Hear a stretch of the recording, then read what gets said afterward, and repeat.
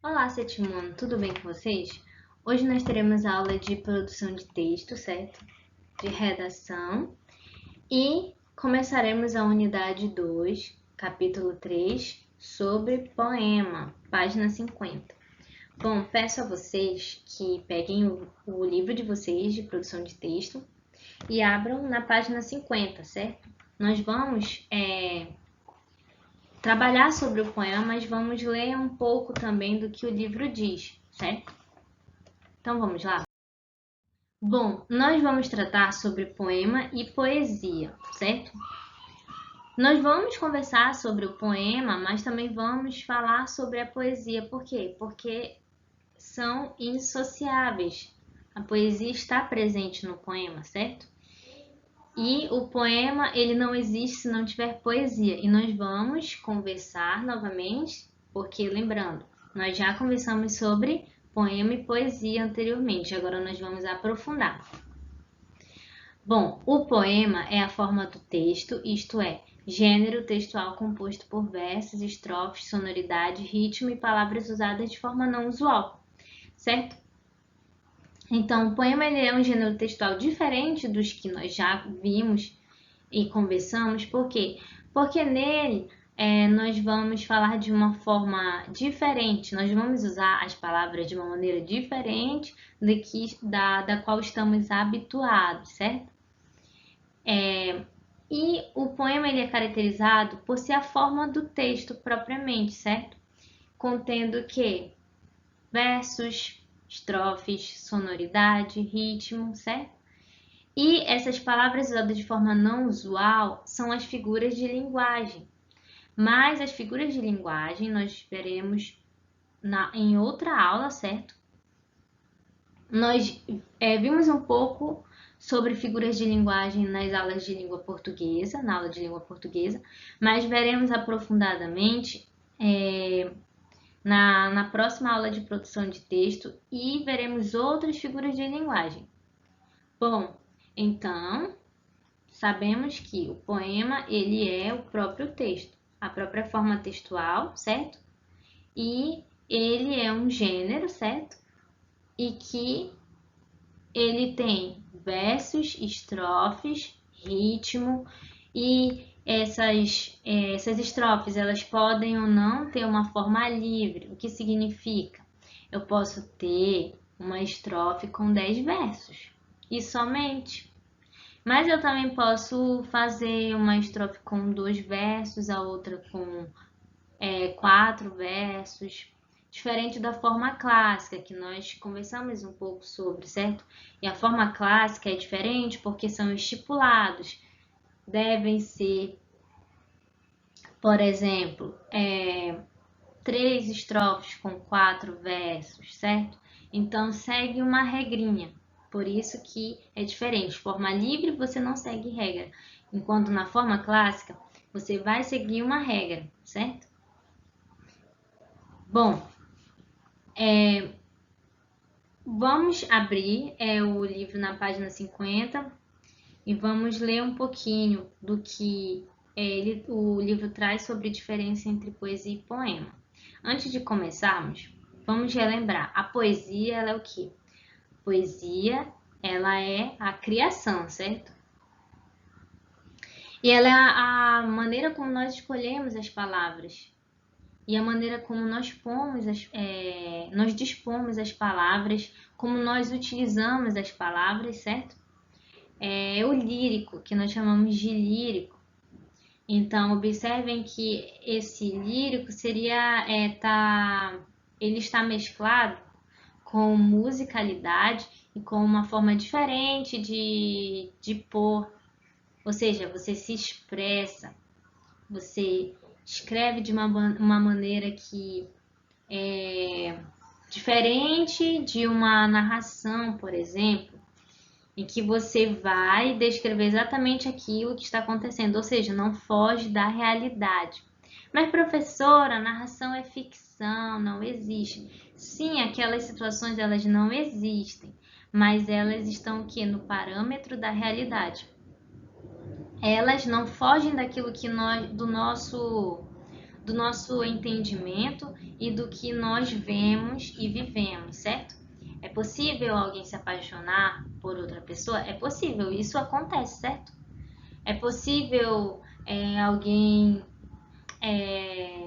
se graduar em medicina, em licenciatura? Sim, é possível. Então percebam que essas situações elas são retratadas nas narrativas, certo? Ou seja, nos romances, nos livros. Mas são histórias que são criadas, certo? Mas são criadas a partir do parâmetro que nós já da nossa vida, da nossa realidade. O poema ele também expressa a nossa realidade, certo? O que nós sentimos, mas ele foge, ele extrapola, por quê? Porque ele fala, as palavras são dispostas de uma maneira diferente, as descrições são feitas de uma maneira diferente, como usando a personificação que nós vemos em língua portuguesa. Os animais, eles, o que? Se tornam racionais, certo? No poema é possível isso, certo? E muitos outros artifícios. As figuras de linguagem, lembrando, elas também se apresentam em obras literárias no geral, certo? Mas observem que no poema tudo extrapola e tudo é o quê? Tudo foge e é dito de uma maneira subjetiva, certo? É a característica da poesia que está presente no poema. Essa subjetividade, por que subjetividade? Porque é um indivíduo que fala sobre ele e se expressa, certo? E ele se expressa da maneira como ele se sente e como ele acha que é a forma mais adequada para expressar e transmitir, certo? Aquilo que ele está sentindo. E por isso o poema, às vezes, é muito difícil de analisar. Por quê? Porque também envolve uma linguagem rebuscada com subjetividade, com abstração. Por que abstração? Porque são situações, são coisas que nós não conseguimos o quê? Nós não conseguimos palpar, nós não conseguimos ver, certo? Nós só o que? Internalizamos e entendemos, é algo que fica no plano, certo? Das ideias. Você não consegue, não existe aquilo, mas você consegue materializar e entender pela descrição daquilo que o eu lírico lhe diz. E o que é o eu lírico? O eu lírico, ele é aquele que fala no poema, certo? O eu lírico, ele se assemelha ao narrador, certo? O eu lírico é aquele que fala no poema. Enquanto nós temos numa narração narrador, no poema nós temos o eu lírico. Por isso eu não posso dizer que o autor, ele disse aquilo, ele está se sentindo assim. Não, ele criou, certo? Ele criou o poema, mas quem diz é o eu lírico.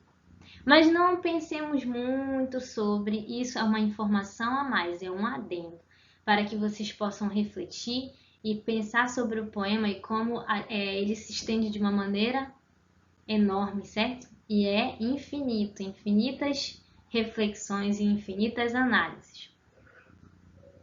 Então vamos ver aqui, ó, no texto sobre a poesia.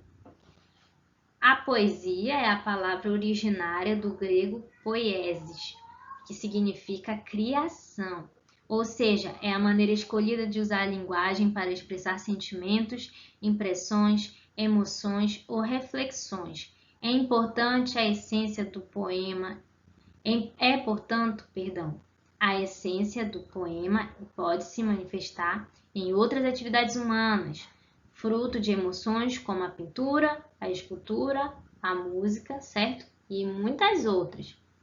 Trouxe aqui para vocês uma xilogravura, que é intitulada Chuva, e foi feita pelo artista Osvaldo Goeldi, em 1957. Professora, o que é uma xilogravura? Uma xilogravura, ela é uma forma de... Não é uma forma de, não seria uma forma de pintura, mas ela é uma forma que a pessoa ela vai fazer um desenho, uma pintura diferente. Ela talha o desenho em, em uma madeira e pinta e depois passa para o papel. Ou seja, é talhado os relevos, certo?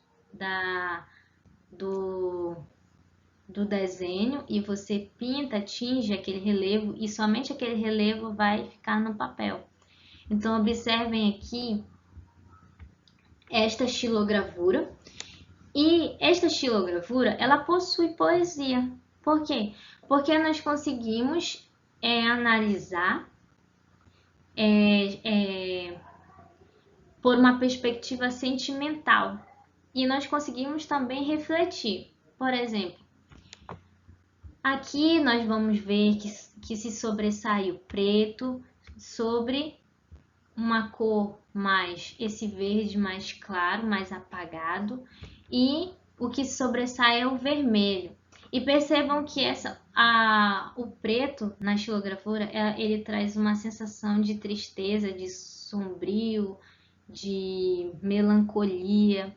Percebam também que as cores, elas causam sensações em nós, certo? Então, isso é o que? Expressa e causa impressão. De quê? De sentimentos. E um rapaz sozinho na rua com um guarda-chuva de cor vermelha é como se nos dá a impressão da solidão, certo? Mas nós também podemos pensar na possível de você está só, mas você pede de uma forma não usual que as pessoas se aproximem de você. Você está sozinho, você não quer ficar sozinho. Então, de certa forma, ele está sozinho, ele está de preto, mas o guarda-chuva o destaca. Então, nós podemos fazer essas reflexões, ter essas impressões e nós podemos assimilar sentimentos, e isso é poesia, certo? Então, vamos ler um pouquinho sobre a origem do poema. O surgimento do poema data do século VI a.C. na Grécia, onde eram comuns as odes, versos cantados e acompanhados por um instrumento chamado lira. Por isso que a palavra lírico, eu lírico, vem do instrumento lira. Por quê? Porque o poema a história do poema está relacionada com a música.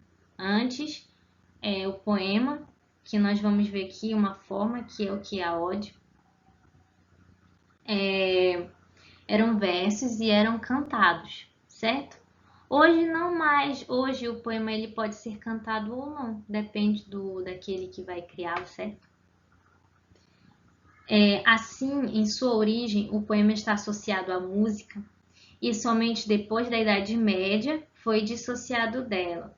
Autores gregos e romanos, nós temos aqui o exemplo de Safo e Horácio, tratavam de variados assuntos, como religião, esportes, pessoas ilustres, celebração de eventos e sentimentos diversos, utilizando a linguagem poética. Então, além disso, no poema nós podemos tratar sobre diversos assuntos. Nós podemos tratar sobre os nossos sentimentos, sobre situações alheias a nós, temáticas temáticas sociais como política, saúde, educação. Você pode fazer uma crítica através do poema. Então, são infinitas possibilidades. Agora, nós vamos pôr em prática tudo que estudamos sobre poema e poesia, lendo o poema Quem Eu Sou, de Pedro Bandeira. Observem que o livro de vocês, ele traz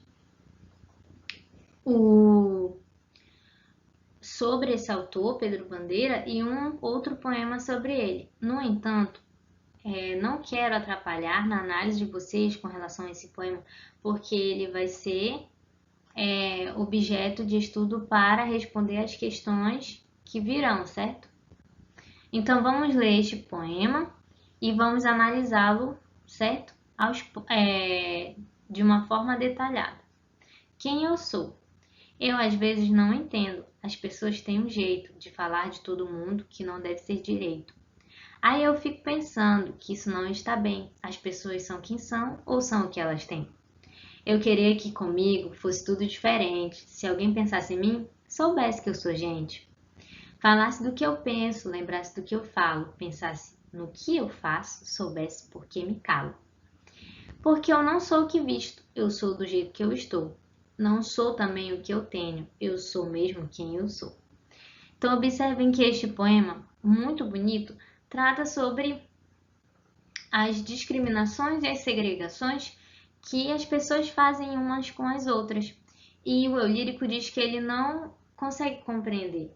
Para ele, as pessoas são pessoas e elas devem ser o que? Lembradas e elas devem ser julgadas. Quando eu digo julgadas, é você falar dela, daquela pessoa, a partir do que ela fala, ou seja, das ideias dela, daquilo que ela diz, certo? Daquilo que ela faz, ou seja, como ela age, e sabendo que da vida daquela pessoa, soubesse que, o quê? Porque me calo, ou seja, soubessem os motivos daquela pessoa, certo? Lembrasse disso, e não o quê? Dos bens materiais, do que é o que? Material. Observem que ele preza aquilo que não é o que? De valor, dinheiro, mas a quem somos, a nossa essência, certo? A nossa identidade, a nossa individualidade.